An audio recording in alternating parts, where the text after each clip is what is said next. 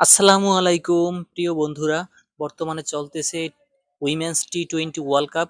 সেই women's টি-20 world কাপে বাংলাদেশ নারী দল প্রথম ম্যাচে জেতার পর দ্বিতীয় ম্যাচে ইংল্যান্ডের সাথে যেভাবে ম্যাচটা হারলো, ম্যাচ হারার প্রধান কারণসমূহ আপনার সামনে বর্ণনা করতেছি।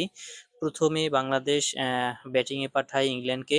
ইংল্যান্ড কিন্তু 119 রানের ভিতরে আটকে থাকে, কিন্তু 119 রান করতে ইংল্যান্ড পাওয়ার প্লের ভিতরেই রান 47 রান করে এবং সর্বশেষ স্কোর দাঁড়ায় 119 রান। বাংলাদেশ সেই রান তাড়া করতে নেমে 100 রানেই আটকে যায়।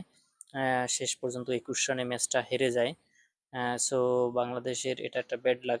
এরকম অল্প রানে ইংল্যান্ডকে আটকে রেখেও ম্যাচটা শেষ পর্যন্ত জিততে পারলো না। সো আমরা চাচ্ছিলাম বাংলাদেশ জিতুক। আজকে আবার বাংলাদেশ মিন্স টি-20 ওয়ার্ল্ড কাপ আছে।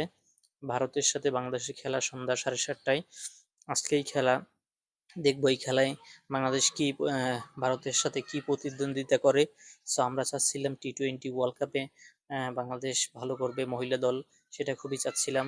এবং মোটামুটি ভালো পারফরমেন্সই করতেছিল, বোলিংয়ে অসাধারণ, কিন্তু ফিল্ডিং, গ্রাউন্ড ফিল্ডিং ভালো, তবে যে ফিল্ডিংটা, ক্যাচিং ফিল্ডিংটা একেবারেই বাংলাদেশের বাজে।